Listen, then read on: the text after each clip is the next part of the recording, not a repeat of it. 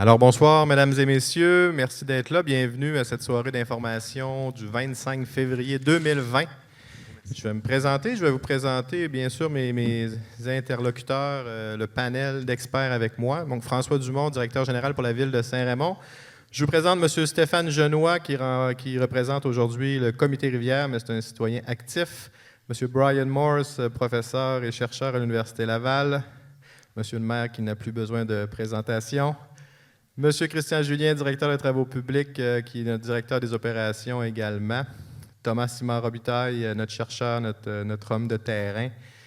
Et Claude Beaulieu, qui est aussi avec nous, ingénieur chez Environnement Nordique, Simon Bélanger, qui est aussi avec nous dans la salle. Alors, ce soir, mesdames, messieurs, c'est vraiment pour faire le bilan avec vous. Depuis 2014, il s'en est coulé de l'eau sous nos ponts. Heureusement, on a été au sec depuis 2014, pendant que le Québec a été largement mouillé, si on peut dire. Mais je ne veux pas prendre des scoops et du contenu à M. le maire. Alors, sans plus tarder, je vais laisser la parole à M. le maire et M. Brian Morse qui vont mettre un peu en contexte, là, depuis 2014, justement, la démarche visant à diminuer les risques d'inondation. Alors, ça me fait plaisir de vous laisser la parole, messieurs. Vous m'entendez bien? Merci, François. Alors, bonjour tout le monde et bienvenue. Je suis content que vous soyez en si grand nombre, en fait, parce que c'est important que la rivière intéresse les gens. Si on fait des choses à la ville et puis ça n'intéresse pas personne, c'est désolant, mais quand même, après 5-6 années de la dernière inondation est en 2014, alors on a quand même tenu la flamme allumée tout ce temps-là. Comme je vais vous le dire tout à l'heure, alors bienvenue à tous les gens ici qui sont en avant. Brian Morse ici à ma droite, etc. Christian, Thomas, etc., comme François vous l'a dit tout à l'heure. Alors, aussi les gens du ministère, finalement, du MSP, du ministère de la Sécurité publique, qui sont dans la salle. José Pellin, des représentants du ministère qui sont là pour voir si on fait bien ça. Et puis, ils vont nous vérifier. Je pense que ça devrait bien aller. Alors, avant 2014, je vais faire un petit historique quand même, c'est important. Avant 2014, la Ville a construit des digues du côté sud de la rivière Sainte-Anne et des chambres de pompage avec des clapets pour retenir et évacuer l'eau lors d'un débordement. C'est quand même important, ça s'est fait, ça, avant mon entrée en politique. Ça devait régler le problème d'inondation à Saint-Raymond. Ce n'était pas le cas. Ça n'a pas réglé le problème d'inondation. Nous avions oublié l'effet limité et contraignant de ces ouvrages sur les embarques de glace lors des débarques au printemps ou pendant l'hiver. À partir de ce moment, nous avons entrepris, on a eu 2 grosses inondations, en fait, en 2012 et 2014, on s'en rappelle, une inondation comme on n'a pratiquement jamais eu ici au centre-ville de Saint-Raymond, avec beaucoup de pertes monétaires et puis d'effets, en fait, et puis d'effets sur les gens aussi. On peut voir un peu ce qui se passe dans les autres inondations au Québec actuellement. Ça a un effet, vous savez, sur la santé des gens, sur les immeubles, sur la valeur des immeubles, etc. Alors, à ce moment-là, à partir de ce moment, on a entrepris, nous autres, une véritable croisade, que je dis toujours, pour trouver des solutions durables aux inondations par embarque sur glace. Nous avons formé un comité de citoyens avec des gens sinistrés des 4 coins de la ville qui ont vécu des inondations à répétition. Des chercheurs, finalement, tels que Brian, de la Faculté des sciences de l'Université Laval, s'intéressaient à notre problématique. Nous avons conclu des ententes afin de leur donner des mandats de recherche pour poser un diagnostic à nos problèmes d'inondation et à trouver des solutions pour atténuer celles-ci.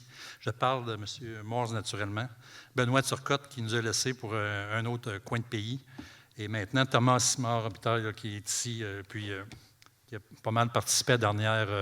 Ça n'a pas été une inondation, mais l'année passée, on a eu chaud, et puis il a couché dans son auto quelques fois pour examiner la situation. Alors, la Ville s'est immédiatement impliquée financièrement pour financer les premières étapes des études de nos chercheurs. On s'est aperçu qu'il existait beaucoup d'études pour les inondations en eau libre, mais les études pour les inondations par embarque de glace étaient inexistantes. Alors, une entente a été conclue avec les chercheurs de la Faculté des sciences de l'Université Laval pour qu'ils se servent de la rivière Sainte-Anne comme un laboratoire et la Ville de Saint-Raymond comme projet pilote. En partenariat, nous avons réalisé une foule d'actions sur la rivière pour contrôler le frasil qui descend et se stocke au centre-ville et pour s'assurer que nous avons un canal d'écoulement lors des débarques au printemps. Alors, on y va un peu en rafale avec ça. Finalement, on a fait des aménagements de la digue, rive nord de la rivière, sur la rue Monseigneur-Vachon. On a fait des réfections, des imperméabilisations en 2014, en 2017 sur ces fameuses digues. On a installé des instruments de mesure sur la rivière pour le débit, la température. On a fait des cahiers d'information de la rivière, la densité du frasile, l'épaisseur de la glace, des quantités de neige, des mesures des profondeurs de la rivière. On a fait de la géomatique, de la caractérisation de la rivière. On a utilisé des pelles mécaniques au bord de la rivière Sainte-Anne pour faire un canal. On a utilisé une pelle amphibie, une grenouille. On a fait de l'enlèvement des roches en dessous du Pont-Ici, je ne sais pas si vous vous rappelez. À un certain moment donné, ça nuisait énormément. On a eu des mesures inusitées qui ont aussi été testées. On a fait des fils chauffants pour chauffer l'eau injectée dans la rivière. On a essayé de faire fondre le couvert de glace avec de l'air chaud. Vous voyez ici, c'est un peu à l'écran.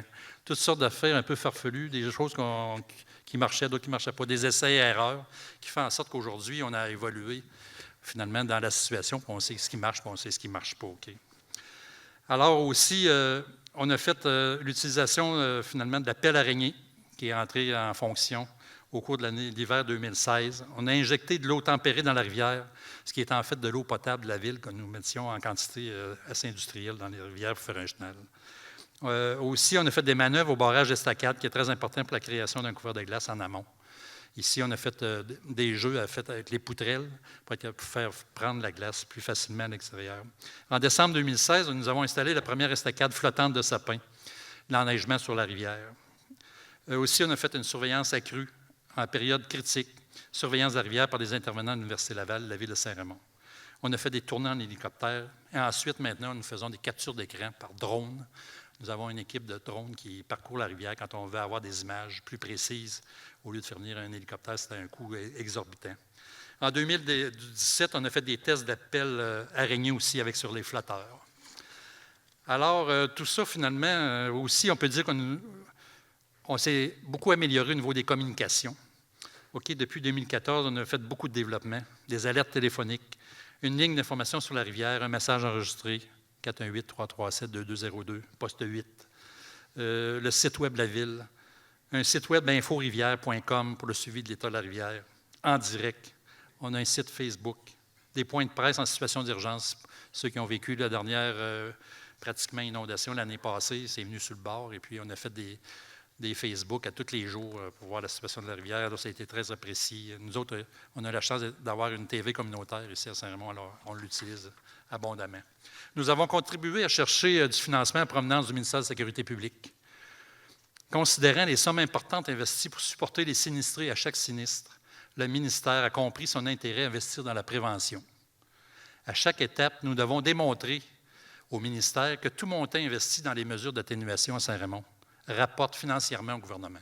À chaque fois qu'on fait une action, il faut le démontrer. Sans ça, le ministère n'embarquera pas dans nos projets. Ça veut dire que chaque investissement du ministère de la Sécurité publique est payant par rapport aux sommes qui seraient versées par le gouvernement aux sinistrés lors des inondations qui se sont chiffrées à près de 4 millions de dollars en 2014.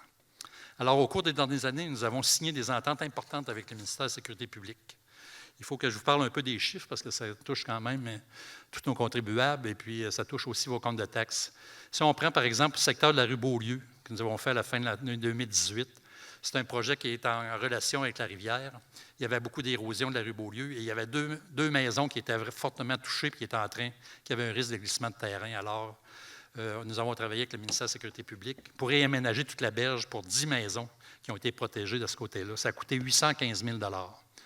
Et puis, ça a été un très beau projet. Le ministère nous a appuyés à 633 000 $.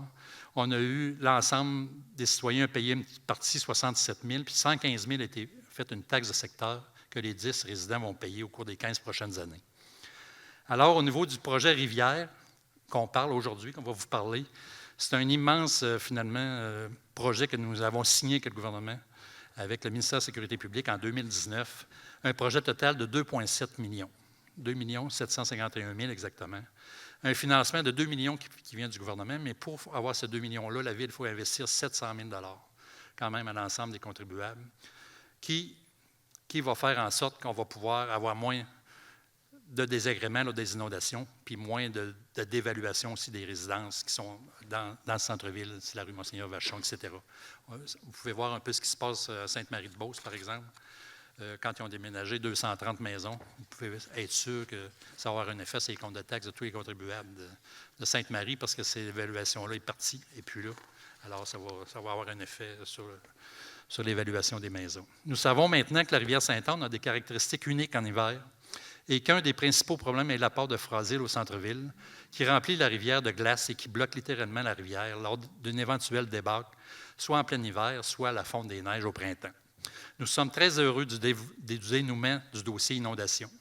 La Ville et le comité rivière continuent à fournir son expertise à la rivière, l'expertise de la rivière, à assister les chercheurs dans leurs recherches, à participer activement aux consultations sur le terrain, à participer aux démarches avec les firmes d'ingénieurs et le ministère de la Sécurité publique.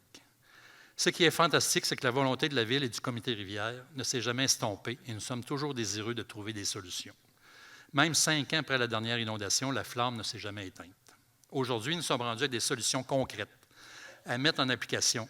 Un seuil enroché, des estacades flottantes, gestion du niveau d'eau du barrage de l'estacade. Toutes ces mesures pour diminuer l'apport de Frasil dans la rivière au centre-ville. Ce qui a été fait à date est encourageant et porte ses fruits.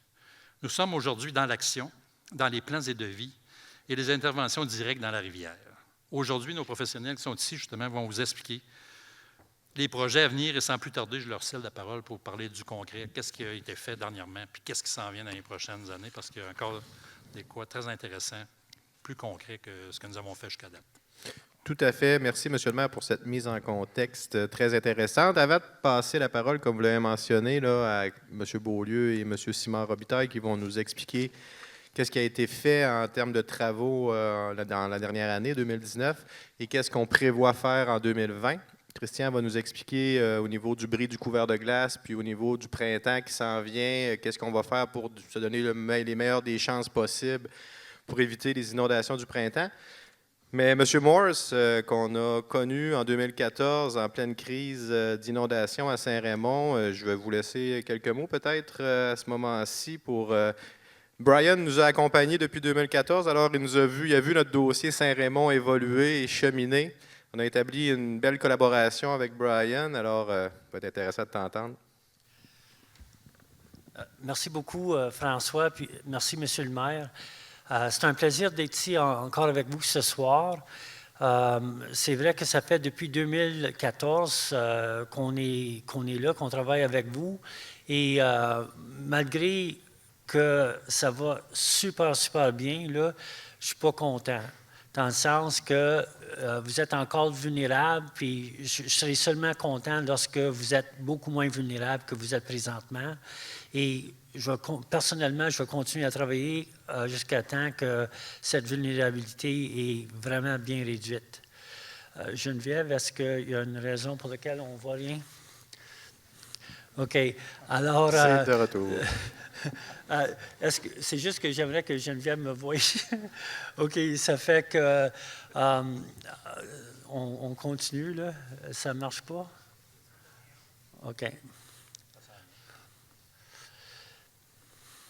Alors, ce que je voulais faire ce soir, je reprends un petit peu une présentation qu'on a faite en 2018, puis c'est juste très rapidement où est-ce qu'on est rendu par rapport à nos recommandations qu'on a faites en 2018. Et je veux juste reconnaître que c'est moi qui parle, mais il y a vraiment une grosse équipe derrière moi et surtout la collaboration de la Ville. Alors, et si j'en parle aussi, il y a des partenaires comme Environnement Nordique, Claude Beaulieu, il y a aussi le Gradient avec Gilles Bordelot, il y a le CAPSA et il y a surtout le comité de rivière. Alors, ça fait comme un tout, un ensemble pour tout le monde, qu'on travaille ensemble. Ce qu'on cherchait à faire, notre stratégie, c'est vraiment de dire, OK, on réduit le Frasil qui sera en ville, ça c'est de 1, puis une fois que ça sera en ville, on veut l'évacuer. Ça fait qu'on ne peut pas passer la deuxième acétate, ça n'existe pas? OK. Alors, je veux juste, avant de commencer, dire qu'on a eu nos premiers mandats de la Ville de Saint-Raymond, mais depuis 4 ans au moins, on est vraiment financé par le ministère de la Sécurité publique. Il faut aller beaucoup plus vite que ça, Geneviève. Alors, sinon, on va être ici toute la soirée. Alors, merci à tout ce monde-là. On continue. Alors, c'est un processus qui est assez long.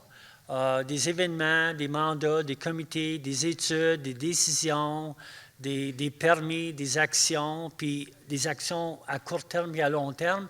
Et on est dans ce processus-là. Il y a des actions qui ont déjà été prises, il y en a d'autres qui doivent être prises. Il y a des permis qui ont déjà eu, il y a des permis qui doivent être, qu'on doit aller chercher.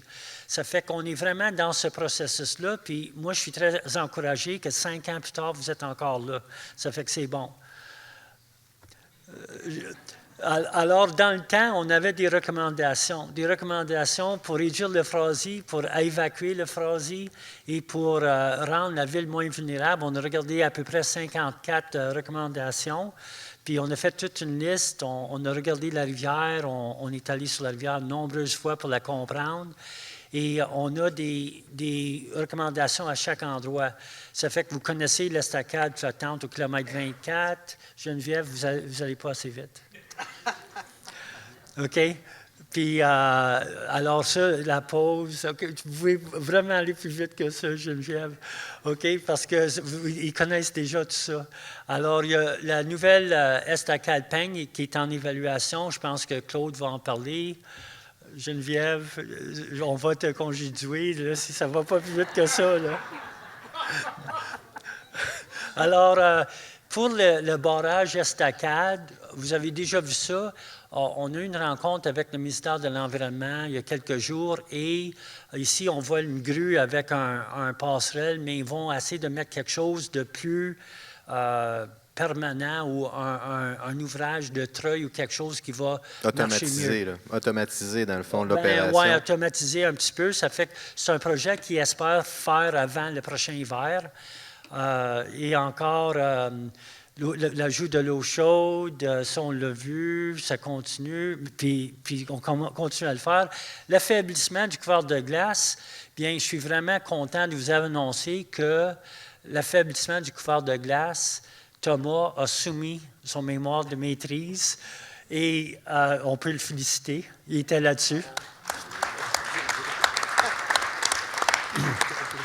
Et non, c'est pas ça, là, mais il a regardé, c'était la photo au début, là, on voyait toutes les machines, puis il a examiné toutes les machines possibles, toutes les façons d'affaiblir, puis il est arrivé à des conclusions très concrètes, puis on le remercie beaucoup.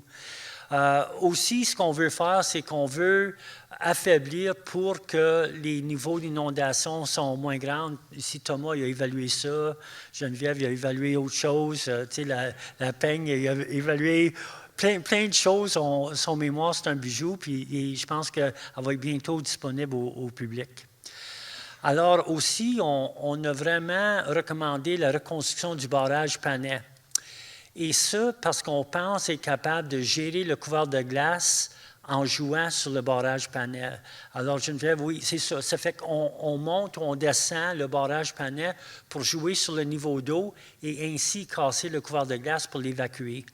On travaille avec Claude Beaulieu puis Gradient sur les faisabilités de ça. On regarde la modélisation numérique de ça. Ça fait que c'est un projet à 3 personnes, ou à 3 entités présentement. L'Université Laval, la modélisation, il y a aussi un gars qui s'appelle Kevin, qui vient de commencer sa maîtrise, à évaluer vraiment est-ce que ça ne marche pas, cette idée-là. On est en train de faire une tournée sur 5 estuaires au Québec pour voir comment ça se comporte vraiment dans la vraie vie.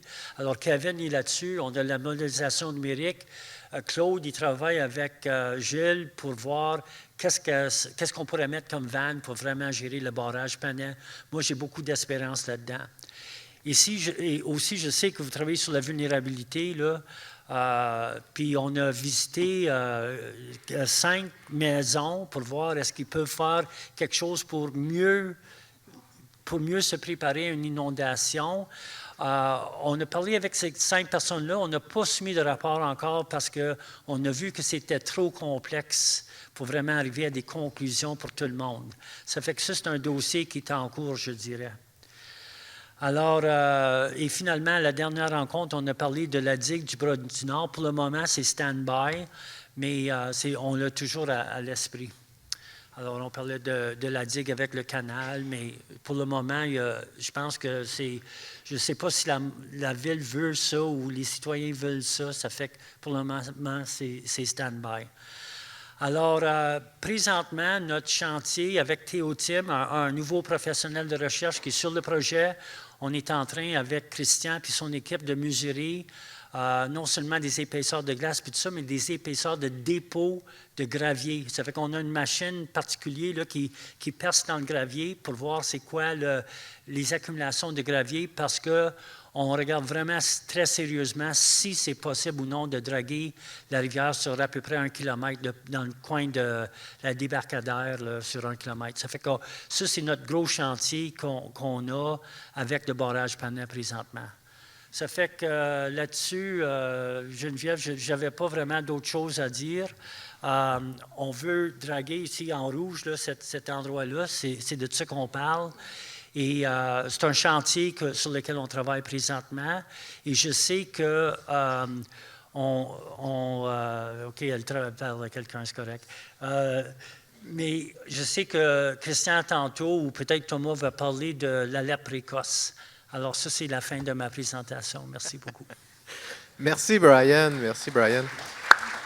En fait, merci, M. Dion et M. Morse, pour cette remise en contexte. Là. Ça nous permet vraiment de voir tout le chemin parcouru depuis 2014. Beaucoup de choses de fait. Puis Brian a nommé quelques experts comme Gilles Bordelot, Gradient, et il y a Tetra Tech aussi. Donc, il y a plusieurs experts qui travaillent dans le dossier. On ne les a pas tous amenés ici, mais c'est sous la supervision, en fait, de notre chargé de projet, là, Claude Beaulieu, avec Simon Bélanger au niveau d'environnement nordique. Bien, justement, M. Beaulieu et M. Robitaille, Simon Robitaille, vont aborder les travaux réalisés en 2019 et ceux prévus en 2020. Messieurs. Merci. Bonsoir tout le monde. Pour faire le pont entre tout le travail que l'Université Laval et la Ville ont initié entre 2014 et 2018-2019, alors on a eu une étude de synthèse qui a été faite sur différentes possibilités d'aménager. On a trié parmi les différentes options les meilleures possibilités d'intervention sur le cours d'eau pour en diminuer les risques d'inondation. Au travers de ça, alors on avait à regarder, entre autres, la sécurisation au niveau des murs dans le centre-ville. On avait à regarder la production ou les zones de production de fragiles. On avait à regarder les opportunités en relation avec les caissons de drave qui ont été installés dans la rivière depuis un certain temps. Bref, on a fait un tri au travers de ça et on a priorisé des activités. Alors, ce travail-là a été fait entre décembre 2018 et janvier 2019. Par la suite, le ministère de la Sécurité publique a établi avec la Ville le programme d'intervention sur une base d'à peu près 3 ans, le 2,7 millions que M. le maire a parlé tantôt. Alors, au travers de ces activités, on voit sur l'écran derrière nous, Brian a évoqué donc des interventions sur le barrage de chute Panay, on va en parler dans quelques minutes, les enlèvements de caissons de drave, protection contre les débordements, protection du secteur Alexis Caillé et Jacques Labranche avec les systèmes anti-refoulement. La rétention des glaces en amont du centre-ville, alors par 3 opérations. Alors l'opération des vannes du barrage Estacade, structure de retenue des glaces, dont on a vu des photos tantôt, et puis un seuil rocheux et estacade flottante en amont des rapides. Suivant. Sur la chute Panay. Le barrage de chute Panay représente en soi, alors toutes les interventions, j'attire votre attention là-dessus, c'est qu'il y a beaucoup d'interventions qui tournent autour d'ouvrages qui ont été faits il y a plusieurs dizaines, voire au-delà de 100 ans. Et ces ouvrages-là avaient des fonctions hydrauliques, avaient des fonctions économiques qui étaient particulières. Maintenant, en 2020, on doit regarder les mêmes ouvrages dans leur utilité ou encore dans leur recyclage possible pour savoir si on peut utiliser ces ouvrages-là à d'autres fins que ceux dont ils étaient conçus au point de départ. Alors, il y a eu un travail qui a été réalisé en coordination avec l'Université Laval et la firme Gradient et qui va démontrer en faisant dérouler, il y a une petite vidéo qui est en bas, si on peut peser là-dessus. Alors, vous allez voir Non, il roule tout le temps. Alors, vous allez voir le processus en gérant les vannes, en réaménageant des vannes sur le barrage de Chute-Palais. Il y a moyen de gérer le niveau d'eau pour faire en sorte qu'il y ait un bris du couvert de glace qui se fasse de l'aval vers l'amont. Et les glaces, à ce moment-là, ils bougent-tu? Alors, donc, en brisant, en faisant varier le niveau d'eau, les glaces vont briser. Alors, vous montez le niveau d'eau, il y a un bris du couvert de glace qui se fait, vous rabaissez les vannes, il y a une partie des glaces qui vont sortir par les orifices qui sont prévus au barrage de Chute-Palais en entraînant par le courant les morceaux de glace, donc, ils vont avoir été fragmentés. Alors, ce travail-là, l'Université Laval l'a modélisé dans le plan qu'on voit en bas de la figure. Et puis, la firme Gradient a étudié 5 scénarios différents d'aménagement de vannes tout le long du barrage, tout le long de la crête du barrage. La solution qui est la plus optimale concerne l'aménagement de 2 vannes gonflables. Et celle vers laquelle on tend, c'est une vanne gonflable de 50 mètres de longueur. Il y en a une qui va avoir 3 mètres de hauteur. Et la seconde, qui est au centre du cours d'eau, va avoir 2 mètres de hauteur. Et il y a un seuil fixe du côté de la rive droite qui va permettre un écoulement là, permanent. Dans les calculs reliés avec ça, sans rentrer dans la grosse technique, c'est qu'on doit prendre en considération les écoulements dans les débits d'étiage et on doit prendre en considération les écoulements durant la période hivernale. Au travers de ça, il faut prendre en considération, évidemment, que l'ouvrage va être fonctionnel en période de crue. Alors, il y a toute une modélisation, il y a tout un travail de pensée derrière ça qui demande de voir toutes les situations de gestion de l'eau. Alors, la variation des vannes, comme je vous disais tantôt, sert à briser le couvert de glace et à évacuer ce couvert-là vers l'aval. Alors, l'étude actuellement concerne essentiellement l'aménagement du barrage de Chute-Palais sans d'autres options et on regarde essentiellement pour respecter dans l'opération du barrage les cotes d'élévation actuelle qu'on a là, sur la rivière. On ne changera pas le mode de gestion de ce que vous voyez actuellement sur la rivière. On va juste donner une fonction de plus au barrage pour permettre de briser cette glace-là. Diapo suivante, s'il vous plaît. Alors, voici la deuxième activité concerne l'enlèvement des obstacles favorisant la création d'embâcles. Alors, ça fait au-delà de 120 ans qu'il y a eu, à cause des activités du bois, il y a eu donc une quarantaine de caissons de bois qui ont été installés sur le lit de la rivière. Ces caissons-là ont en moyenne 5 mètres par 5 mètres. Ils sont remplis de pierres et ils sont répartis sur à peu près 3,5 km de cours d'eau. Et maintenant, ils ne sont plus utilisés, ces caissons de bois-là, mais ils ont 120 ans, ils sont encore solides, sont encore en place. Pour ceux qui se promènent en embarcation, vous pouvez les voir, à peu près la moitié d'eux autres sont immergés et le reste est émergé. Et vous comprenez qu'il est facile pour la glace de venir se prendre dans ces caissons-là. Et donc, il y a un problème de libre circulation de la glace en raison de ces obstacles-là. Alors, les études ont été faites tout au cours de l'année 2019.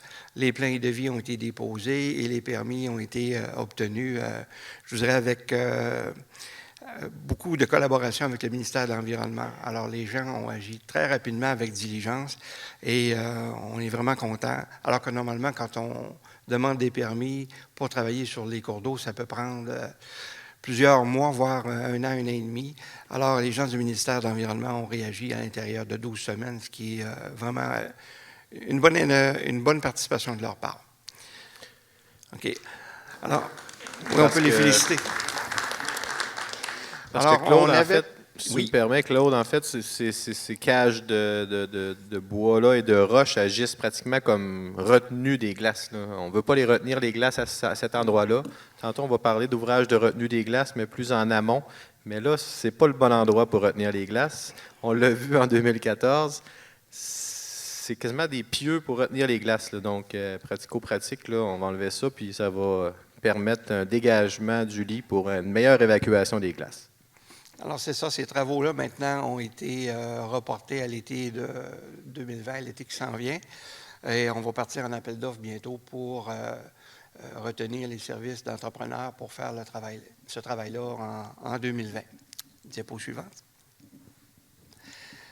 Protection contre les débordements prioritaires. Alors, il y a plusieurs kilomètres, centaines de mètres de digues qui existent au centre-ville. On a identifié des zones prioritaires.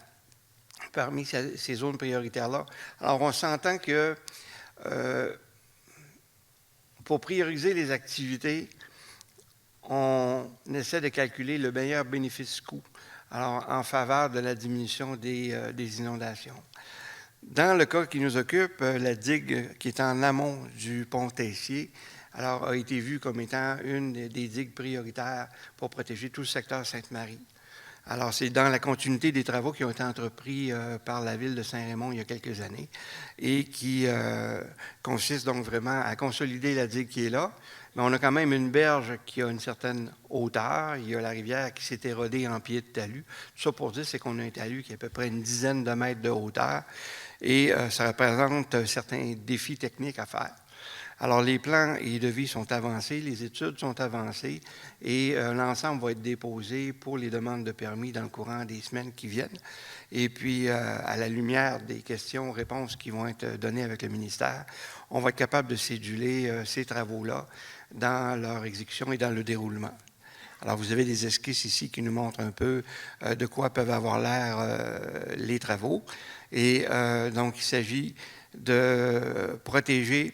On distingue la digue qui est sur le dessus du talus riverain lui-même. Alors, la digue elle-même a une certaine composition et doit résister à certaines conditions pour éviter son érosion. Et le pied de talus, bien, lui, il stabilise tout. Alors, c'est la base, c'est la structure de retenue de l'ensemble. Et on doit respecter certaines configurations tout en évitant de rempirer les conditions d'embarque et en évitant d'empiéter davantage au niveau de la rivière. Alors, on doit intégrer tous ces paramètres-là pour faire le choix de concept et après ça, bien, pour faire les demandes d'autorisation et permis qui sont requis, partir en appel d'offres et réaliser les travaux. Alors, c'est quand même un bon travail. Ce dossier-là est quand même un bon dossier qu'on espère être capable de réaliser dans les plus brefs délais. Peut-être en complément, Claude mentionnait que le projet d'enlèvement des cages de drave, nous avons l'autorisation du ministère de l'Environnement maintenant. Là. Donc, ça, c'est acquis pour 2020. Il y a rien qu'à trouver un entrepreneur qui va nous faire ça à un prix raisonnable. Puis, on va pouvoir procéder. Mais au moins, on n'aura pas le délai d'attendre la permission du ministère de l'Environnement. Nous l'avons obtenu en 2019. C'est ça. Suivant. Secteur Jacques-Labranche. Alors, bon, la ville est dotée, comme vous le savez, à plusieurs endroits dans son réseau pluvial de clapets anti-retour.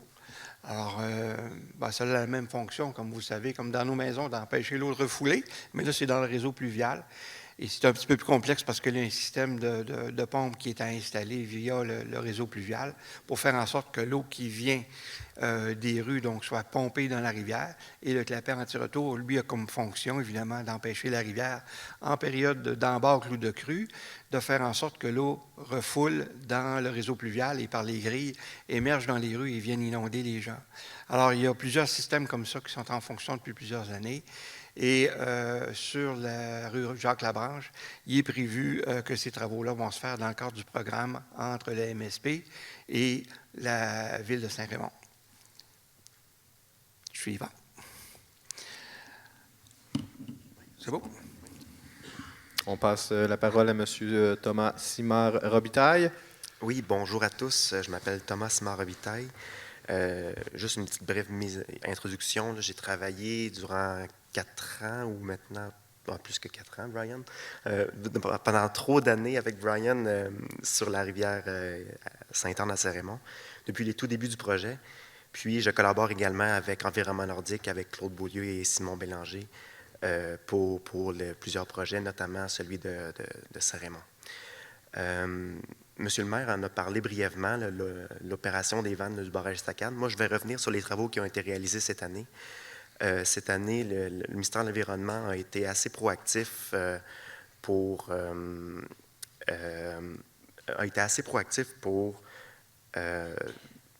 mettre en application l'opération des vannes parce que les conditions météorologiques n'étaient pas favorables cette année. Il y a eu beaucoup de périodes de redoux, de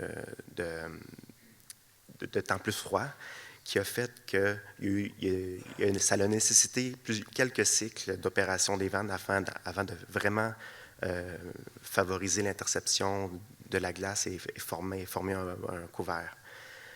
Donc, l'Université Laval considère que cette année, ça a été une opération qui a été réussie parce que, comme on peut voir sur la photo qui est annexée à cette diapo, on voit qu'on a réussi à mettre un couvert de glace en amont de l'aménagement du barrage Estacade, pendant qu'en aval, il n'y a pas de couvert de glace complet.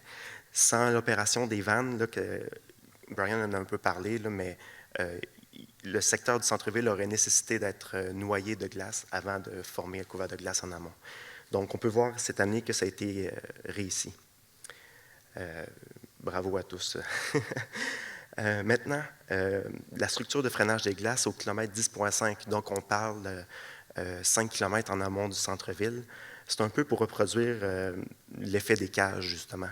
On ne veut pas des cages en aval de la ville, mais en amont, on aimerait ça ralentir les trains de glace, retenir les glaces, pour laisser s'évacuer l'eau sans transporter les glaces. Donc, on a identifié un secteur qui serait propice à retenir les glaces. On voit ici, c'est des exemples de concepts d'ouvrages qui ont été réalisés. Dans ce cas-ci, c'était aux États-Unis. Puis, le concept d'une structure de retenue des glaces, c'est un peu comme un peigne, là. Il y a des structures au milieu de la rivière, puis l'excédent d'eau a la libre circulation, peut passer par les berges pour s'évacuer. La prochaine diapo, s'il vous plaît. Merci beaucoup. Ça, d'autres exemples. La première en haut, vous la connaissez tous, c'est le barrage ici à Saint-Raymond, qui est cité en exemple dans la littérature là, comme étant une structure qui peut fonctionner. Ensuite, en bas de celle-ci, c'est un concept que Brian avait fait, si je me souviens bien, c'était en 2002, sur la rivière Montmorency. Donc, c'est des piliers avec un filet ça n'a jamais été mis en application. C'est un photomontage, cette photo-là. Et à droite de cette photo-là, c'est aux États-Unis, si je me souviens bien, c'est dans l'État de New York, qu'il y a un mélange de structures en béton et à la droite de la photo, c'est de l'enrochement. Donc, c'est des structures qui existent. On voudrait appliquer ce concept-là sur la rivière Sainte-Anne. Oui, donc là, c'est le secteur à l'étude. La rivière s'écoule vers le bas. À ce secteur-là, c'est un secteur qui est familier pour déjà avoir des embâcles. Mais en mettant une structure, on veut vraiment favoriser la rétention. On ne veut pas que, comme en 2012, il y ait un train de glace qui passe au travers sans freiner. Notamment en 2012, comme je disais, et aussi lorsque le couvert n'est pas assez formé tôt dans la saison, lorsqu'il y a des événements de pluie au début de l'hiver. Donc, la structure intercepte le train de glace, l'embarque se bâtit vers l'amont. Geneviève, il y a une petite animation, fait que c'est ça, encore une fois. Encore une fois. Merci beaucoup. L'embarque se bâtit vers l'amont, puis, si on clique encore, l'excédent d'eau est évacué dans les chenaux secondaires qui sont présents naturellement dans ce secteur-là. Présentement, c'est encore à l'étude. Il n'y a pas encore de concept de plan et de vie. On veut voir comment la rivière va réagir en mettant une structure, en retenant les glaces à cet endroit-là. Puis c'est ça qu'on veut déterminer. Est-ce que c'est faisable de construire à cet endroit-là? Puis la plaine inondable est assez large pour évacuer l'eau. Oui, maintenant, si on passe à une autre structure qui est en amont, en diminuant les apports de froisseau au centre-ville, l'estacade flottante, donc on voit ma photo qui circule abondamment dans les journaux. Ça, c'est la première année qu'on l'a installée. Puis, on savait depuis le début que ça nécessitait un seuil rocheux pour favoriser les conditions pour retenir la glace. Mais on a essayé par diverses tentatives sans le faire. Mais cette année, on a décidé quand même d'aller de l'avant avec cette structure-là. On voit ici le seuil rocheux qui a été mis en place au début du mois de novembre. Si vous vous souvenez bien, au début de novembre, il y a eu la tempête là, dans le temps de l'Halloween qui a causé une crue assez importante dans la rivière. Puis, quelques jours plus tard, il y a eu une tempête de neige plus une vague de temps froid. Donc, c'est des conditions qui ne sont vraiment pas idéales pour aménager un seuil en rivière. Donc, la pelle mécanique était directement dans le cours d'eau. Donc, c'est ça, les travaux ont été arrêtés pour cette année. Ils vont reprendre bientôt à l'été. Présentement, il manque environ une quinzaine de centimètres sur la structure avant d'atteindre le niveau désiré. Mais présentement, même avec une structure qui est partiellement aménagée, on a réussi à favoriser assez rapidement la formation d'un couvert précoce de glace. Puis ce couvert-là a résisté à une crue d'équivalent à 120 mètres cubes seconde à chute panais. Donc, ils ont un débit comparable de 120 mètres cubes à chute panais. Ce n'était pas le cas au niveau de ce secteur précisément, mais c'était une crue qui était équivalente. Puis on considère que sans cette structure-là, quand je parle de structure, c'est toujours le mélange c'est toujours le seuil rocheux et l'estacade flottante, les deux travaillent ensemble. Puis on pense que sans ces structures-là, le couvert de glace aurait décollé puis il serait ramassé au centre-ville. Là, j'ai parlé de toutes les interventions, notamment le barrage estacade, l'opération des vannes par le ministère de l'Environnement et l'aménagement de ce seuil rocheux combiné à l'estacade flottante. C'est encore des résultats préliminaires, mais j'ai calculé que présentement, sans ces deux interventions-là principalement, il y aurait environ un tiers de glace de plus au centre-ville, c'est-à-dire 110 kilotonnes de glace. Ça, c'est un chiffre qui est difficile à voir visuellement, mais si on étend toute cette glace-là entre le débarcadère qui est au kilomètre 4.3 et le barrage estacade qui est au kilomètre 6.1, donc on a 1,8 km. Si on étendait toute cette glace-là sur 1,8 km, ça correspondrait à environ 115 cm de glace de plus, puis donc 3 pieds 10 pouces. Donc c'est ça. Sans cette intervention-là, on aurait un tiers de plus de glace au centre-ville actuellement. C'est sûr que la nature nous a beaucoup aidés cette année, notamment il y a l'embarque qui est présent au kilomètre 10.5 a aidé à retenir les glaces et le frasil. Donc, ça, c'était les résultats préliminaires que je voulais vous présenter aujourd'hui pour cette année, pour cet hiver. Je ne crois pas qu'il y a d'autres diapos. Je ne penserais pas. Non, c'est ça. Merci Thomas. Merci, Thomas. Comme vous pouvez le constater, merci, on peut l'applaudir, effectivement. Comme vous pouvez le constater, depuis 2014, la Ville de Saint-Raymond, avec ses partenaires, garde la même intensité pour sa démarche visant à diminuer les risques d'inondation. J'en profite pour saluer nos partenaires qui sont très importants, le ministère de la Sécurité publique, bien sûr, un centre d'expertise hydrique qui collabore beaucoup avec nous, même le ministère de l'Environnement, mais pour faire des aménagements sur le terrain, le long de la rivière, ça nous prend aussi les autorisations des propriétaires riverains. Donc, un petit coup de chapeau ce soir là, à Cyril Dion, Jean-François Dion, Sébastien Dion et la famille Dion qui nous autorisent à accéder à ces terrains, qui nous autorisent à accéder à la rivière. Donc, c'est très facilitant. Alors, merci. Donc, c'est vraiment un partenariat, un grand partenariat, une réunion de partenaires qui permet d'y arriver. Donc, la Ville seule ne serait pas en mesure de tout réaliser ça. Alors, merci à nos partenaires, merci à nos experts. En parallèle de ça, bien sûr, on travaille, comme vous pouvez le constater, là, avec Brian, avec Thomas, Claude, Simon, au niveau des aménagements structurants visant à diminuer les risques d'inondation. Nos ressources de la Ville sont mobilisées, bien sûr, avec nos collaborateurs, mais on doit aussi, en parallèle, préparer à chaque année le printemps. Bon, Thomas en a parlé un petit peu. Il faut déjà préparer le printemps à l'automne. Donc, à l'automne, avant que le couvert de glace se forme, avant que le frasil commence à descendre au centre-ville, il faut s'équiper pour l'intercepter. Donc, l'estacade flottante, le seuil rocheux qui a joué son rôle. Il faut s'équiper aussi pour accélérer le couvert de glace, donc les manœuvres du Centre d'expertise hydrique. Donc, vous voyez, puis il faut le mentionner, là, le Centre d'expertise hydrique ont eu une super collaboration. Ils étaient prêts même à revenir parce que, vous le savez aussi, on a des redoux des fois dans l'hiver. Puis ça, nos redoux, c'est nos pires ennemis. C'est notre pire ennemi là, au niveau de la rivière parce que ça défait tous nos moyens pris pour prévenir, entre autres, l'estacade flottante. On a déjà eu un hiver où l'estacade flottante, on a recommencé. Mais en fait, puis on va l'aborder avec Christian.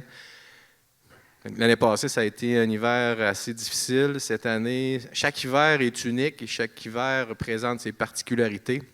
Alors justement, comme je le mentionnais, à la fois on travaille avec nos experts sur des moyens structurants, mais aussi il faut préparer le printemps, alors à l'automne, mais bientôt aussi on va se préparer pour briser le couvert de glace comme à chaque printemps. Alors Christian va nous présenter justement quels moyens on prend pour se préparer en vue de notre prochaine débâcle. Et quelle est la condition de la rivière, là? Est-ce qu'on a une rivière qui nous donne des chances ou est-ce qu'on a une rivière comme l'année passée qui augure des cauchemars? Alors, bonsoir. Donc, moi, je vais vous parler, dans le fond, de l'état de la rivière présentement, puis aussi, je vais vous montrer quelques comparaisons avec l'an passé afin de visualiser les différentes situations. De plus, nous avons quelques tableaux de comparaison qui démontrent que nos mesures d'atténuation peuvent être efficaces et avoir un impact positif sur l'état de la rivière. Je terminerai par la présentation de notre système de surveillance d'alerte précoce que nous avons mis en place depuis quelques années, mais qui est présentement opérationnel et que nous suivons à tous les jours en période précaire. Présentement, la rivière est relativement calme. Nous avons eu un automne clément malgré quelques périodes de fortes pluies. Avec les mesures d'atténuation que nous avons mis en place, telles que l'estacade de sapin, le seuil rocheux, la formation du couvert de glace au barrage l'Estacade dans le but de stopper l'arrivée du phrasier au centre-ville, nous pouvons voir l'effet au centre-ville avec un couvert de glace relativement lisse et bas. Je vais porter attention sur la différence de la hauteur du couvert de glace au pont Chalifour à l'hiver 2020. Fait que ça, c'est cette année. On a pris une photo. Puis, après ça, l'hiver 2019, qui est l'an passé. Donc, l'an passé, on ne pouvait pas passer en dessous du pont. Il n'y avait aucune place. Donc, après ça, on a continué nos choses. Vous pouvez voir aussi qu'au pont de fer, la rivière est assez stable et qu'on a un bon dégagement. Si vous regardez le tableau de dégagement des ponts, vous allez constater la différence de hauteur. Dans le fond, on a une équipe, nous, qui relève sur le terrain. Par période, je vais revenir un petit peu plus loin là-dessus. Donc, si on se concentre sur le tableau, il y a 3 colonnes. Il y a la colonne 2019, la colonne 2020 puis la colonne 2017. 2017 est là. Dans le fond, c'était une année unique un peu à Saint-Ramon. Brian, tout le monde peut le constater, c'est qu'il n'y avait pas eu de phrasier qui était rendu au centre-ville. On l'avait tout intercepté. Donc, les hauteurs qui sont là, ce sont des hauteurs de référence quand même qui sont bonnes, là. C'est quand en hiver, il n'y a pas de phrasier au centre-ville, c'est ces hauteurs-là. Donc, si on prend au pont Tessier, en 2019, du tablier du pont en dessous, au-dessus de la glace, on avait 4 pieds pour passer en dessous du pont. Présentement, en 2020, on a 12 pieds 6 pouces. Le pont Chalifou, l'an passé, on avait 3 pieds pour passer en dessous. Présentement, on a 10 pieds 6 pouces. Le pont de fer, l'an passé, on avait 10 pieds 5 pouces. Présentement, on a 16 pieds. Puis, on a le pont qu'on oublie, le pont de la fromagerie Caillé, dans le fond, sur la 367.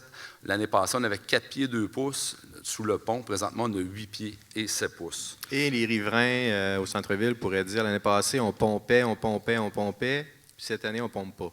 Est-ce que je me trompe? Hein? Cette année, c'est plus tranquille, coûte moins cher de pompe. Tant mieux. Donc, c'est là qu'on voit que quand on met nos mesures en place à l'automne dans le bon temps, bien, ça peut avoir des résultats quand même concluants. Alors, pour continuer la situation, on a un embarque, comme Thomas parlait présentement, qui est formé sur la rivière suite à la débâcle de décembre, qu'on avait eu un 30 mm de pluie. L'embarque se situe, dans le fond, à la hauteur du kilomètre 10,5, mais pour situer le monde peut-être plus, c'est en face du garage Lucien Voyer. Dans le fond, si on se prend du côté du Rendu Nord, là, ça peut peut-être donner une petite idée de localisation. Puis, sur une distance d'environ 500 mètres de long. Présentement, l'embarque, bien, justement, il favorise de ralentir le phrasier qui pouvait rentrer au centre-ville et d'un futur train de glace en vue de la prochaine débâcle printanière. À chaque hiver, le service des travaux publics, en collaboration avec le service des incendies, effectue des sondages pour documenter nos données et ainsi avoir un portrait de la rivière. Le 28 janvier dernier, 15 sondages ont été effectués, dont 12 sur la rivière Sainte-Anne et 3 sur le bras du Nord. Ces sondages sont localisés entre le barrage Chute-Penay et le barrage l'Estacade. Pour ce qui est de la rivière du Bras-du-Nord, de l'embouchure jusqu'au pont de la route 367, la fromagerie Alexis de Portneuf. À noter que tous ces sondages sont géolocalisés par GPS dans le but de pouvoir reprendre les sondages au même endroit pour voir l'évolution de la formation du couvert de glace, de neige et ainsi de suite. Les résultats tirés de ces sondages démontrent une moyenne d'une hauteur de neige de 25 pouces. On se rappelle que c'est au mois de janvier. On avait une épaisseur moyenne de 20 pouces de glace à la grandeur de la rivière présentement. Puis, nous avons comptabilisé une épaisseur moyenne de Frasil d'environ 7 pieds d'épaisseur, du barrage d'Estacade jusqu'au pont de fer. Mais le Frasil est classé clair et non dense, ce qui représente des conditions idéales pour ce temps-ci de la saison. La circulation de l'eau s'effectue très bien. Puis, à partir du pont de fer jusqu'au barrage Chute-Panay, aucune présence de Frasil n'a été relevée, dans le fond. À partir du pont de fer jusqu'au barrage, il n'y en a pas. L'année passée, on en avait beaucoup. On avait même des embarques. Là, on est clair de tout. C'est juste qu'un couvert, tout simplement, de glace. D'autres sondages vont être effectués au cours des prochaines semaines afin de voir l'évolution de la rivière, bien sûr. En résumé, pour l'état de la rivière, nous avons de bonnes conditions présentement pour cette période-ci de l'année, là, pour l'hiver. À part ça, nous avons, comme je vous disais tantôt, au cours des dernières années, implanté un système de surveillance d'alerte précoce. Nous avons 2 caméras en temps réel qui sont installées au centre-ville. Une surveillant le pont, les ponts, et l'autre surveillant une vue sur la rivière et le barrage Estacade. Là, on les voit ici, c'est ça, c'est des plus petites images, mais en tout cas, au moins, ça donne une idée un peu de ce que nous, on peut voir en gros plan. Nous pouvons voir instantanément tout mouvement de glace dans ces secteurs du centre-ville. De plus, 4 stations de surveillance sont installées à des points névralgiques sur la rivière Sainte-Anne et une autre station qui, elle, est sur le bras du nord. Nous pouvons en tout temps surveiller tout mouvement de glace ou une hausse des niveaux des rivières. Ces données reçues par ces stations, dans le fond, qu'est-ce qu'on reçoit de ces stations-là? On a le niveau de la rivière. Toute hausse de niveau ponctuel nous est indiquée. On a l'élévation géodésique de la surface de l'eau. On a la température de l'air, on a la température de l'eau. On a 2 stations qui sont équipées de pluviomètres pour calculer le nombre de millimètres de pluie reçus. Et on a 2 aussi qui ont des sondes pour les précipitations de neige reçues. Avec tout ça, on est capable quand même d'avoir un portrait de notre rivière en temps réel, puis être capable d'analyser toute situation qui peut nous arriver.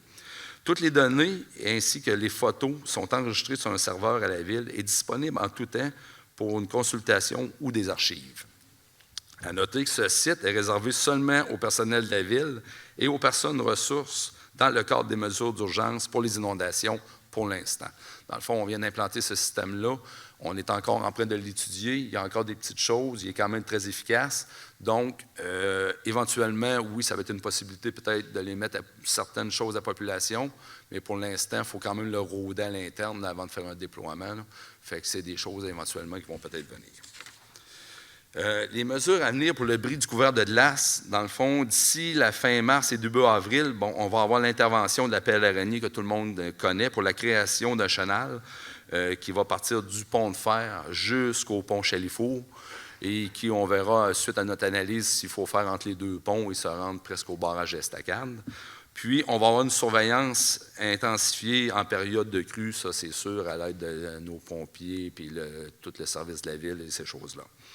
Ne sont pas mis à contribution pour la débâcle de 2020, dans le fond, l'injection de l'eau tempérée, puis l'appel amphibie La Grenouille, cette année, vu les conditions actuelles de la rivière, on a jugé que ça ne valait pas la peine de les utiliser pour cette année. Donc, c'est ce qui résume un peu l'état de la rivière et qu'est-ce qu'on va pouvoir intervenir ce printemps pour le bris du couvert de glace. Merci, Christian. En fait, les conditions de la rivière sont bonnes. Exactement. Oui, on peut l'applaudir. Merci. On a des belles perspectives pour la débâcle, mais bien sûr, on travaille pour diminuer les risques. Mais Dame Nature doit aussi collaborer et pas nous envoyer trop de pluie et trop de chaleur en même temps. Alors, je pense que ça résume vraiment ce qu'on a fait depuis 2014 et sur quoi on travaille présentement. 2019, ça marquait 5 ans sans inondation à Saint-Raymond. On entreprend la 6e. On va souhaiter qu'il y en ait plusieurs encore. Oui, Carole, elle calcule, là, mais 2015, 2016, 2017, 2018, 2019. Ça fait 5.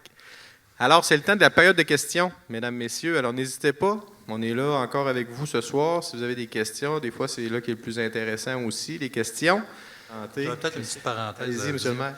On n'a pas dit tantôt que le barrage l'Estacade, finalement, ne nous appartient pas à la Ville, il appartient au ministère de l'Environnement. Alors, c'est pour ça que c'est eux qui travaillent après les poutrelles, etc. Alors, tout à fait. parce que c'est quand même un ouvrage important. Puis si ça appartenait à la ville, il faut le réparer, etc. Je sais qu'ils sont en train d'analyser son caractéristique exactement.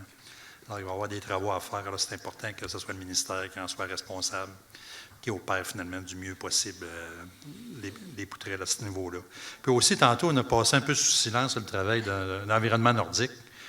Mais si vous savez comment c'est compliqué, quand on dit on va enlever les cages dans la rivière, on va faire le seuil en rocher, bien, ils font un document, ils dessinent quasiment pierre par pierre qu'on va mettre dans la rivière, la grosseur des pierres aussi qu'ils vont les mettre.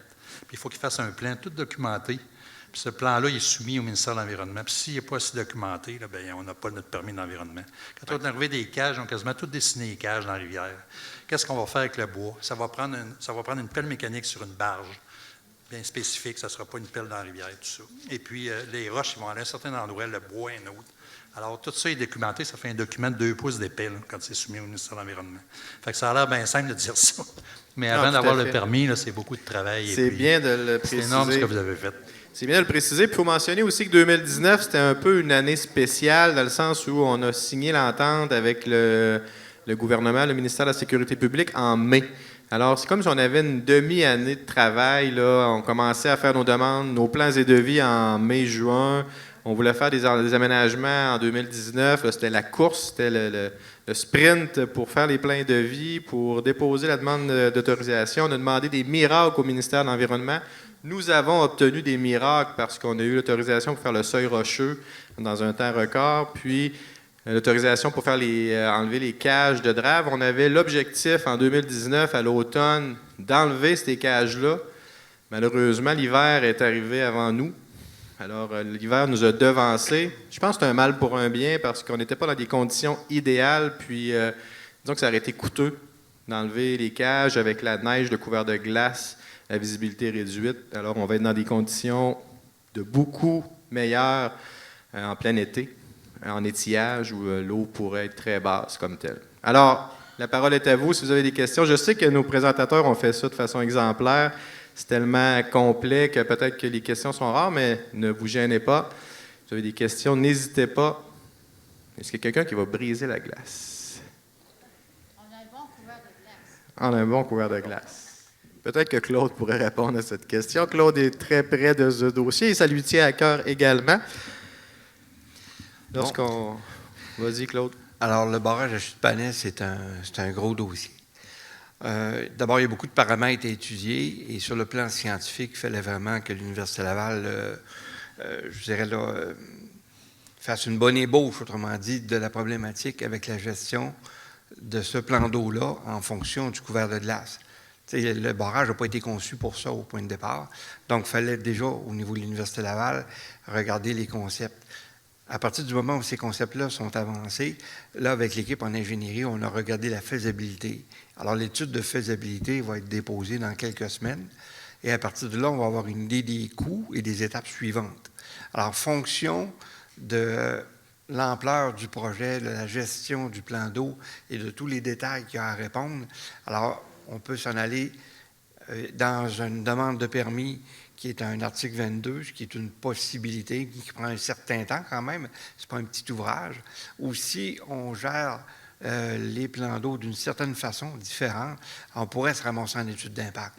À ce moment-là, c'est un autre délai, c'est une autre démarche. Au niveau du barrage, puis dans le plan d'études ou d'aménagement qu'il y avait avec le ministère de la Sécurité publique, il y avait une partie du budget qui était réservée en travaux. Alors, il y a 4 groupes de travaux qui sont identifiés et dont on a parlé. Mais il y a aussi quelques items qui demandent d'approfondir les études et le barrage de Chute-Panay en fait partie. Fait que non, il n'y a pas de travaux prévus pour cette année à Chute-Panay. Merci. En complément, M. le maire?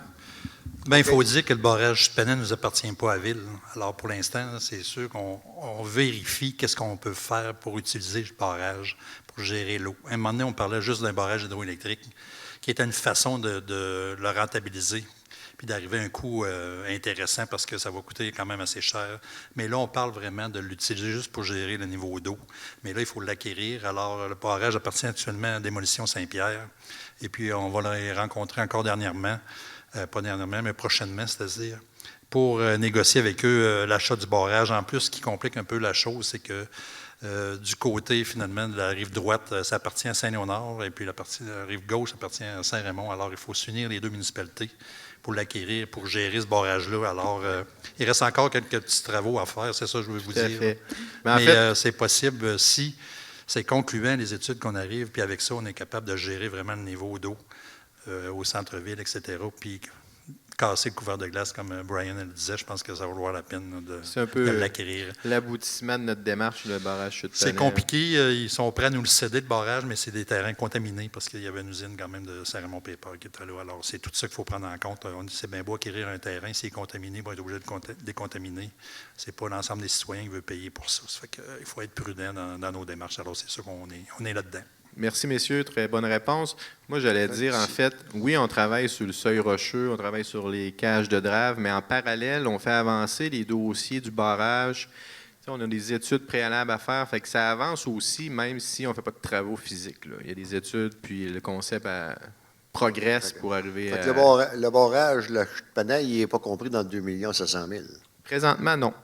Ben, Ça oui. veut dire qu'il va falloir avoir un autre octroi du gouvernement pour essayer de faire ce barrage-là. Ben, je pense qu'on a une très bonne ouverture du gouvernement à ce niveau-là. Ils veulent y aller en étapes, bien sûr. On dit non, il n'est pas pris. Mais oui, il est inclus parce qu'il y a des études qui sont financées dans la présente entente. Les études, mais pas le barrage. Oui, les Mais études sont prévues. Il faut faire les études avant, mais effectivement, on n'a pas je pense que le gouvernement et la Ville n'ont pas la prétention de dire que la présente entente va couvrir tous les travaux. Alors, il faut commencer par réaliser cette entente-là, puis on va sûrement négocier une deuxième entente, et peut-être même une troisième.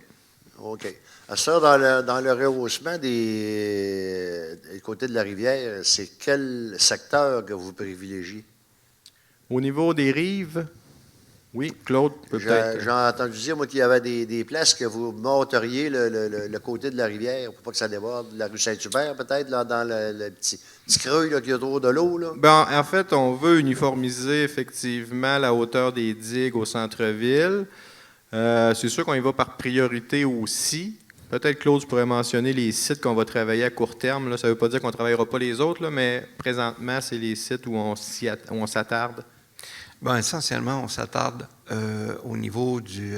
ce qu'on appelle, nous, le site 14, c'est en amont du pont Tessier. Alors, en face, de l'autre côté de la rivière, là, excusez-moi, de l'école. La rive de Monseigneur-Vachon, en fait. C'est ça. Alors, de ce côté-là, s'il y avait une digue, autrement dit, qui défonçait, bien alors ce serait le secteur Sainte-Marie qui serait affecté. On ne parle pas d'une résidence, on parle d'un quartier. Alors, donc, on va favoriser le plus grand nombre d'usagers à protéger plutôt que de protéger, disons, maison par maison. Alors, on a regardé toutes les rives tout le long du cours d'eau. On a identifié des endroits qui pourraient être rehaussé. Toutefois, pour intervenir sur un vieux mur de maçonnerie qui date d'au-delà de 70 ans, si on est pour le remonter de 30 cm, alors qu'il faut démolir le mur au complet parce que sa fondation est plus bonne, bien, ça coûte une fortune.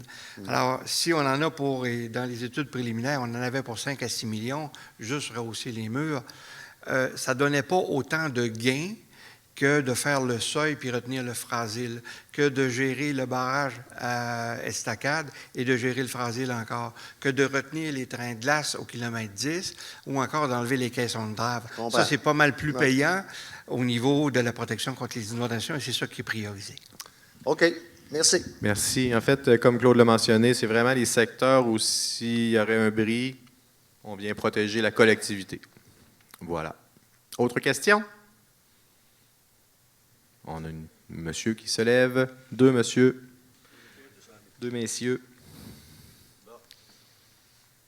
Maxime Beaulieu. Monsieur Beaulieu, allez-y. Moi, en 2014, il y a eu la nappe phréatique. On n'a jamais vu. Sur la soirée, vous n'avez jamais parlé de ça. Parce que toutes les inondations que je parle dans mon bout, c'est la nappe phréatique qui a monté. C'est par vos pompes. Mais ces pompes-là, présentement, sont-ils en sécurité ou s'ils ne sont pas en sécurité? En fait, nos pompes, nous, c'est vraiment uniquement pour éviter que l'eau de la rivière passe par les conduites pluviales et sorte dans les grilles pluviales dans la cour d'école, par exemple. Inonde les rues. Ça, nos clapets, présentement, c'est ça. Si vous avez eu des... Puis là, Les experts me diront si je me trompe. Là. C'était en 2014. Ça. Ouais, en 2014, là, dans le fond, on était plein de fragiles au centre-ville. L'eau ne circulait pas facilement, donc l'eau venait s'accumuler au centre-ville, puis la nappe aussi gonflait, un peu comme l'année passée, en fait. L'année passée, c'est le même principe. Là. On a eu beaucoup de fragiles qui est descendu avec le redout de décembre. On a eu une débâcle en décembre. La rivière au centre-ville, c'est pacté de glace et de fragiles. Alors, l'eau reste emprisonnée, puis là, ça a des incidences aussi sur la nappe phréatique et dans vos sous-sols. Donc, c'est ça qui cause, c'est vrai. C'est le fragile, en fait, là, puis l'accumulation de glace qui nous amène une hauteur d'eau. Disons que le niveau de la rivière peut être 2 mètres plus haut que le niveau de la rue.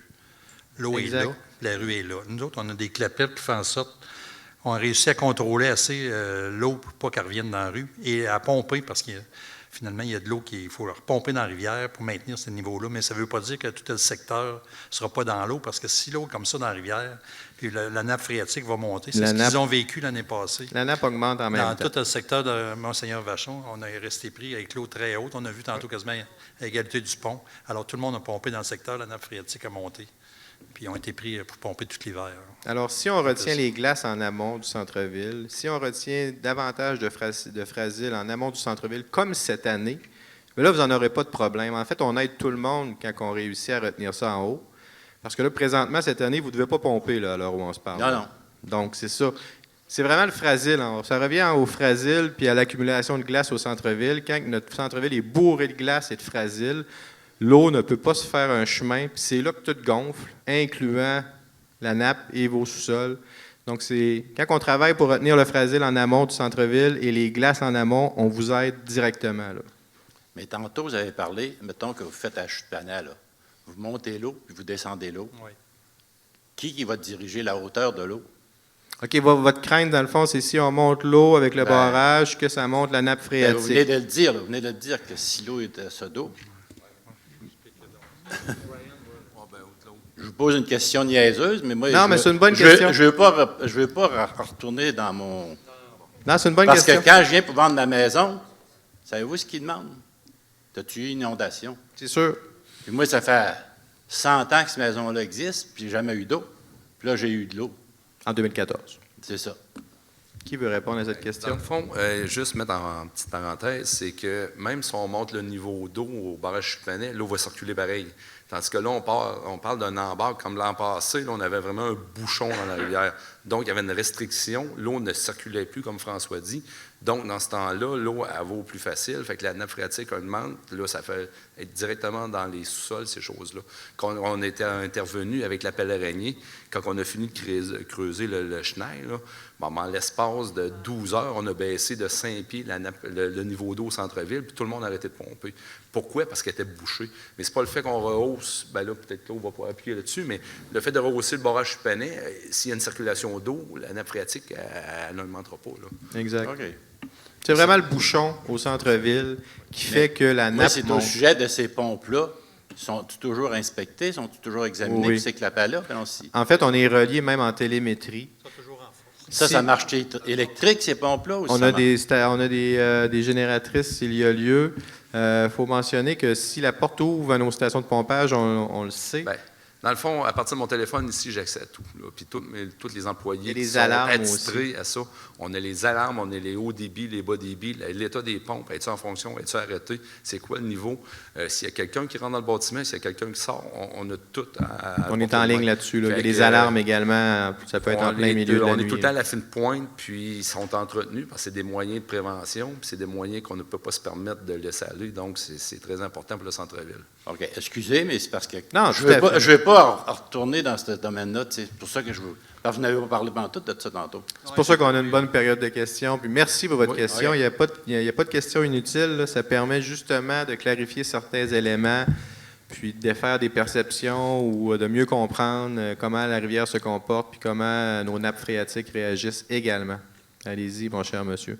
Là, vous dites que vous allez réparer la digue, partir du pont-Tessier, aller jusqu'où ça a été réparé, là, il y a quelques années. Mais va-tu avoir un rehaussement, mais ça va être à peu près égal comme elle est là? Bon, tout est calculé pour faire en sorte. Tout est calculé pour faire en sorte que ce soit cohérent. là. Cohérent avec ce côté-ci? Oui, Exact. tout à fait. Alors, tout est calculé dans ce sens-là, et puis pour faire évidemment que l'écoulement se fasse comme il faut. Il y a un élément que je pense que vous savez déjà, mais que je voudrais quand même vous rappeler. La rivière, en condition, quand il n'y a pas de glace, la rivière a une capacité d'évacuation de l'ordre de 1200 mètres cubes par seconde à l'eau libre. OK? Et vos inondations arrivent quand vous avez des bouchons de glace. Alors, les inondations peuvent arriver à 100, 150, 200 mètres cubes par seconde. Si vous avez un bouchon de glace au centre-ville, l'eau ne passe pas, ça déborde, puis ça rentre chez vous. Alors, il est là le phénomène. C'est pour ça qu'on s'attarde à essayer de retenir le frasil en amont, de retarder la descente des glaces lors de la débâcle, et puis de dégager le centre-ville de la meilleure façon possible. Et je voudrais revenir à la question que monsieur a posée tantôt. Lorsqu'il s'agit, dans le projet, de gérer le barrage de Chute-Panay, on ne parle pas de varier les niveaux d'eau pendant 10 jours. Là. C'est 1 heure ou 2. C'est une demi-journée. C'est ça, une demi-journée, on peut créer une onde, là, puis faire en sorte que c'est comme une vague, autrement dit, qu'on crée pour briser le couvert de glace et le faire sortir au fur et à mesure. Vous disiez de combien que vous jouez, mettons, si ça s'installe là, dans le futur, là, au barrage? 2 à 3 mètres. Combien? 2 à 3 mètres. 2 à 3 mètres. Ouais, fait que ça veut pas, ça va briser le couvert de glace, certain. Oui, tout à fait. Ouais. Fait que là, vous monteriez le couvert de glace, mettons, vous monteriez 3 mètres, puis après ça, pareil comme la drave anciennement. Exact. L'effet de succion aussi. Au lieu d'être sous la pitoune, on va dessus des blocs de glace. Bon, mais merci beaucoup. Ça fait plaisir. D'autres questions? Ça va? Moi, j'ai. Ben, monsieur le maire? Ben oui. Vous avez une question? Ouais, j'avais préparé une petite conclusion. Oui, allez-y. Alors, plus que jamais, nous croyons en nos moyens, en nos chances de réussir, contrôler cette production de frasil et minimiser sa descente, son stockage au centre-ville. Hein, Brian, c'est y croit, moi. J'y crois, mais il faut continuer à... Ben oui, c'est pour ça qu'on est Il faut ici. être persévérant, déterminé. On va continuer. Alors, je voudrais remercier quand même nos collaborateurs. C'est un travail d'équipe. C'est pas parce qu'on est ici, il n'y a pas juste nous autres. Là. Merci aux conseillers, à mes conseillers, parce que c'est important. Ce n'est pas une volonté de la Ville. On arrête tous les travaux puis on s'en va chez nous. Alors, c'est important qu'on ait un conseil de ville qui veut continuer ces projets-là après 5 ans d'une dernière inondation. Parce qu'avant les inondations, on travaillait 1 an, bien fort. L'année d'après, ça s'estompait. On ne travaillait plus, on revenait au bout de 3 ans. Quand il y avait une inondation, on repartait. On s'énervait pendant 2 ans. Ça fait que c'est quand même important. Alors, merci aussi aux employés de la Ville. Merci aux membres du comité Rivière qui nous supportent. Alors, c'est le fun d'avoir des gens qui comprennent la rivière puis qui comprennent ce qu'on fait aussi. Fait que ça nous aide, ça. Aux chercheurs, OK, à Brian et tout ça, aux étudiants de l'Université Laval, aux représentants du ministère de la Sécurité publique, c'est important, qui croient en nous, nous supportent, aux gens du ministère de l'Environnement, qui comprennent, qui commencent à nous comprendre. C'est pas pire, ça aussi. Ouais, après ça, aux propriétaires de terrains privés qui nous permettent d'avoir accès à la rivière. Tantôt, tu as parlé, François, Céridion, c'est très important. Moi, à un moment donné, j'ai dit, bon, mais Céridion, des fois, c'est compliqué d'aller à certains endroits. On peut mettre un autre endroit. Mais Brian dit non, c'est là qu'il faut la mettre. L'estacade flottante, on ne peut pas la mettre. Il n'y a pas de hasard. Il n'y a pas trop de place pour la mettre sur la rivière. Ça prend un endroit spécifique, qu'il n'y ait pas trop de courant, qu'il y ait de la place à déborder, etc. Ça fait que c'est à l'endroit précis. Alors, Jean-François Dion, comme tu dis, à un moment donné, si on n'aurait pas accès à leur terrain, on n'a pas d'estacade flottante, on n'a pas de seuil à rocher. Alors, merci beaucoup. On tient à le dire, c'est une compagnie et à titre gratuit. Il faut le dire. On demande tout, mais on ne paye rien en plus. On leur dit, on peut-tu y aller? On va briser des arbres, on va faire un chemin. On a tout fait ça sur le terrain quand même. C'est important de le dire. Oui. Et puis, finalement, tous ensemble, je pense qu'on peut réussir à diminuer les risques d'inondation. Moi, comme je dis, ça ne veut pas dire qu'il n'y en aura jamais parce que le climat, ce n'est pas ce qui nous attend. S'il tombe 200 mm de pluie, c'est bien clair qu'il va se passer quelque chose, mais oui, président Brian. Je voulais juste vraiment remercier Geneviève.